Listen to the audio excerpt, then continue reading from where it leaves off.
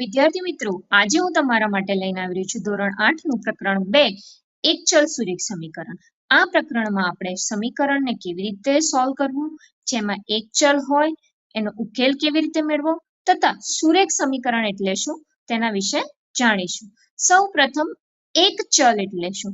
તો ચલ એ એક અજ્ઞાત કિંમત છે જેને તમે x, y, z એવી રીતે દર્શાવાય છે. જે સમીકરણમાં માત્ર એક જ ચલ હોય તેને એક ચલ કહેવાય છે. અહીંયા મેં તમને ઉદાહરણ આપેલું છે 2x + 3, તો જ્યાં એક જ ચલ છે. જ્યારે બીજું ઉદાહરણ છે જ્યાં x + y બે ચલ આવેલા છે, માટે એક ચલ કહેવાય નહીં. હવે સુરેખ સમીકરણ એટલે શું?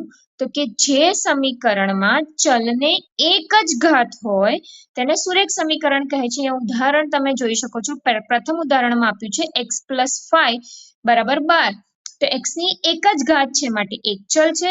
જ્યારે બીજા ઉદાહરણમાં x નો વર્ગ આપેલો છે તો x ની બે ઘાત છે માટે એ સુરેખ સમીકરણ નથી. એટલે જેને માત્ર એક ઘાત હોય તેને જ સુરેખ સમીકરણ કહેવાય. હવે સમીકરણને કેવી રીતે ઉકેલવાનું? તો સૌપ્રથમ સરવાળા અને બાદબાકી માટે જોઈએ. તમારે શું કરવાનું? પહેલા તો જોવાનું કે સરવાળો આપેલો છે સમીકરણમાં કે બાદબાકી. જો સરવાળો આપ્યો હોય તો તેની વિરુદ્ધ ક્રિયા બાદબાકી લેવાની, બાદબાકી આપેલી હોય તો વિરુદ્ધ ક્રિયા સરવાળો લેવાનો. ચાલો અહીંયા એક ઉદાહરણ આપેલું છે x - 4 = 9. હવે તમે અહીંયા જોઈ શકો છો વચ્ચે માઇનસની નિશાની છે તો તમારે એની વિરુદ્ધ સાઇન પ્લસ. તમારે બંને બાજુ +4 ઉમેરતા. બંને બાજુ +4 ઉમેરો એટલે તમે ડાબી બાજુ જોઈ શકો છો કે +4 - 4 ઉડી જાય એટલે x = 9 + 4 માટે x = 13 વધે છે. તો આ એનો ઉકેલ છે. હવે સમીકરણ ઉકેલવા માટે ગુણાકાર અને ભાગાકાર. ગુણાકાર અને ભાગાકારમાં સેમ એની વિરુદ્ધ સંખ્યા. જો ગુણાકાર સમીકરણમાં આપ્યું હોય તો એનો ભાગાકાર કરવાનો, ભાગાકાર આપ્યો હોય તો ગુણાકાર કરવાનો. અહીંયા તમને પ્રથમ ઉદાહરણ ગુણાકારનું આપેલું છે 3x = 15. તો બંને બાજુ તમે 3 વડે ભાગવાનું. ગુણાકાર આપ્યો છે તો ભાગવાનું, તો જવાબ આવશે x = 5. ત્યારબાદ ભાગાકારનું ઉદાહરણ. તો તમને અહીંયા x / 2 આપ્યું છે જેના બરાબર 6. એટલે અહીંયા ભાગાકારની નિશાની આપી છે માટે ગુણાકાર કરવાનો. તો 2 ભાગાકારમાં છે એને સામે જાય ગુણાય તો 6 × 2 જવાબ આવશે 12. સમીકરણ એ તુલા જેવું છે.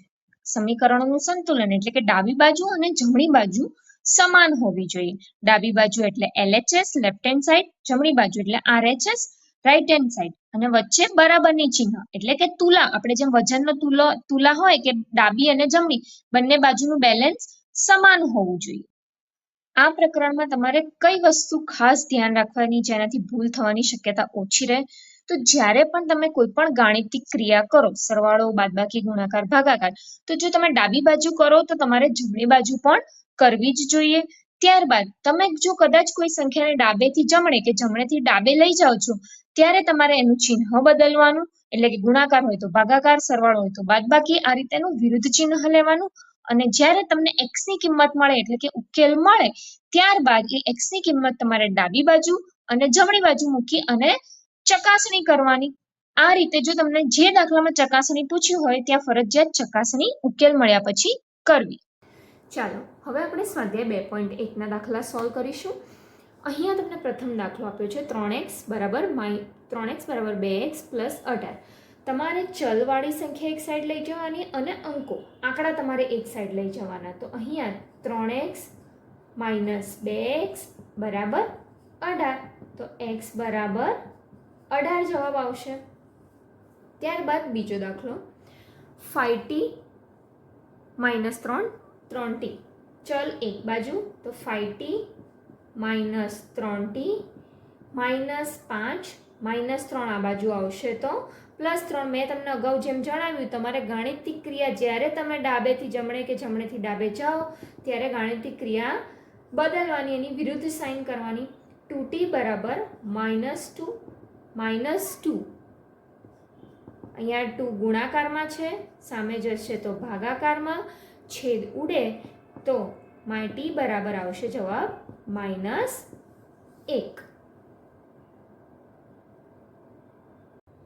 5x + 9 5 + 3x. હવે ત્રીજો દાખલો સોલ્વ કરીએ આપણે. તો અહીંયા ચલને એક બાજુ લાવીએ, 5x માઇનસ 3x, 5 માઇનસ 9 તો આવશે 2x બરાબર -4. હવે બે ગુણાકારમાં છે, સામે જાય તો ભાગાકારમાં, તો x બરાબર જવાબ આવ્યો -2. ત્યારબાદ ચોથો દાખલો, ચલને ડાબી બાજુ લાવીએ. 4z માઇનસ 2z, 6 માઇનસ 3 તો આવશે 2z બરાબર 3. માટે z બરાબર 3/2. અહીંયા સમય સંખ્યામાં જવાબ આવે છે ઝેડનો, કારણ કે છેદ નહીં ઉડી શકે. ત્યારબાદ પાંચમો દાખલો આપણે જોઈએ. તો પાંચમો દાખલો શું કહે છે કે 2x માઇનસ 1 બરાબર 14 માઇનસ x. તો હવે આ દાખલામાં તમારે ચલને એક સાઈડ લાવવાના છે. 2x પ્લસ x બરાબર 14 પ્લસ 1 એટલે આવશે 3x પ્લસ 15. હવે 3 ગુણાકારમાં છે, સામે જશે એટલે ભાગાકારમાં, તો છેદ ઉડે તો જવાબ આવશે 5. 3 પંચાને 15. ત્યારબાદ છઠ્ઠો દાખલો. અહીંયા તમે જોઈ શકો છો કે 3 એ કૌંસની બહાર છે, તો સૌ પ્રથમ તમારે 3ને ગુણવા પડશે, પછી આપણે આગળ દાખલો સોલ્વ કરીશું. તો 3 એ બંને સાથે ગુણાય એટલે 3x minus 3 plus 7, 8x plus 4. આ ખાસ ધ્યાન રાખજો, આઈએમપી છે. 3x માઇનસ 3 પ્લસ 7 એટલે અહીંયા આંકડાની બાદબાકી થશે તો 4 વધશે. હવે તમે જે સરળતાથી કરો, ચલ એક સાઈડ લાવવાના છે, એ ક્રિયા કરવાની. 8x માઇનસ 3x બરાબર 4 માઇનસ 4. માટે જવાબ આવશે 5x બરાબર 0. હવે જો અહીંયા તમે 5 ગુણાકારમાં છે, 0/5, 0/માં કંઈ પણ આવે તો જવાબ 0 થઈ જાય. માટે x બરાબર 0. ચલો સાતમો દાખલો જોઈએ આપણે. અહીંયા 5 ભાગાકારમાં છે, સામે જશે તો ગુણાકારમાં, અને 4 તમારે કૌંસમાં અંદર ગુણવાના રહેશે. તો 5x બરાબર 4x પ્લસ 40. હવે આ 4x ચલ એક બાજુ લઈ આવીએ તો 5x માઇનસ 4x બરાબર 40. માટે જવાબ આવશે આપણો x બરાબર 40. ત્યારબાદ પ્રશ્ન નંબર 8. હવે અહીંયા તમારે છેદ સમાન કરવો પડશે. અહીંયા તમને 3 આપ્યું છે છેદમાં, જ્યારે અહીંયા 15 આપ્યું છે. આપણે પહેલાં ડાબી બાજુનો છેદ સમાન કરીશું. છેદ સમાન કરવા માટે આપણે જાણીએ છીએ કે લસા લેવો પડે. તો 2x છેદમાં 3 છે, તો અહીંયા 3 ગુણાય અને ભગાય એટલે +3 છેદમાં 3. મેં એક જ વખત છેદ લખેલો છે. ત્યારબાદ 15 તરી 45 એટલે અહીંયા 45 કરી અને છેદમાં 15 કરીશું. હવે અહીંયા તમને છેદમાં 3 અને અહીંયા 15 આપ્યો છે, તમારે ચોકડી ગુણાકાર કરવાનો એટલે 15 અહીંયા ગુણાશે. 15 બરાબર 2x પ્લસ 3 અને 3 જમણી બાજુ ગુણાશે, 7x પ્લસ 45. તમે આવી રીતે પણ કરી શકો, અથવા હું તમને એક બીજી રીત બતાવું છું, તો એ પણ તમે સરળતાથી કરી શકો. ચાલો, અગર જો તમારે આવી રીતે ક્રોસ ચોકડી ગુણાકાર ના કરવું હોય તો આ 3 ગુણાકાર ભાગાકારમાં છે, સામે ખાલી માત્ર 3ને લઈ જાઓ. તો કે 3x પ્લસ 3 બરાબર 3. અહીંયા આવશે 7x પ્લસ 45 છેદમાં 15 આપેલા છે. તો હવે તમે આ 3ને છેદ ઉડાડો તો 3 પંચાને 15. તો હવે અહીંયા વધ્યું તમારું 2x પ્લસ 3 બરાબર 7x પ્લસ 45 છેદમાં 5. તો તમારે ગુણાકાર માટે નાની સંખ્યા રહેશે. હવે આ 5ને સામે લઈ જાઓ અને ગુણી નાખો તમે એને છેદમાં. તો જવાબ આવશે 10x પ્લસ 15 બરાબર 7x પ્લસ 45. હવે 10x ચલ એક સાઈડ લઈ આવવાના તમારે. 45માંથી 15 જાય તો તમને વધશે 30.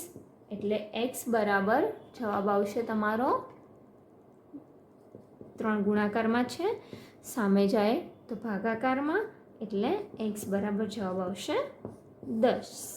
તો તમે આ રીતે પણ છેદ ઉડાડીને આખો દાખલો સોલ્વ કરી શકો છો. ત્યારબાદ 9મો દાખલો. ચલને આપણે એક જગ્યાએ લઈ આવીએ. 2y + y બરાબર 26/3 આપેલું છે -5/3. હવે અહીંયા લસા લેવાની જરૂર નથી કારણ કે બંનેનો છેદ સમાન જ આપેલો છે, એટલે છેદમાં કોમન તમે 3 લખી શકો. અહીંયા આવશે 3y.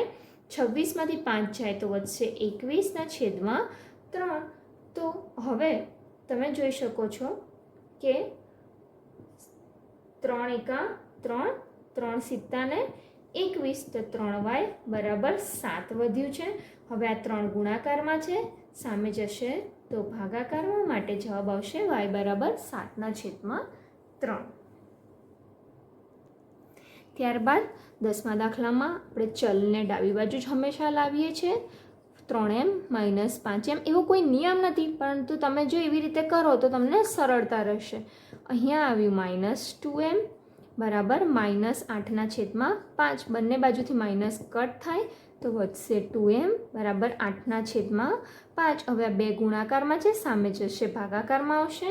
તો m બરાબર 8/5 ગુણ્યા 2, 2 ચોક 8, માટે mની કિંમત આવશે 4/5. તો અહીંયા આપણું સ્વાધ્યાય 2.1 પૂર્ણ થાય છે.